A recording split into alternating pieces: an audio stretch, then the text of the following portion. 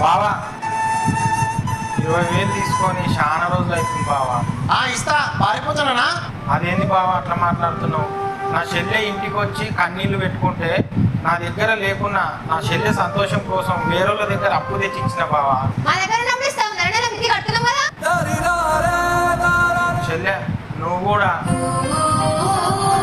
నేనేం తింటలేను, అప్పు తెచ్చిన వాళ్ళకి కడుతున్నా. 20,000 నువ్వే కట్టుకో, నా పెళ్ళప్పుడు కట్నం తక్కువ ఇచ్చారు కదా, దానికి దీనికి సరిపోతుంది.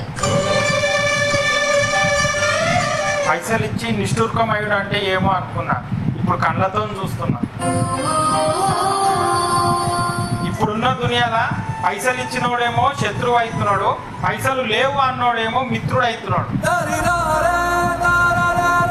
ఇప్పుడున్న దునియాల అన్న చెల్లె, అమ్మ నాయన, అన్న తమ్ముడు, అక్క చెల్లె, ఇట్లా ఏ బంధాలకు బంధుత్వాలకు విలువ లేదు, ఓన్లీ పైసకే విలువ ఉన్నది.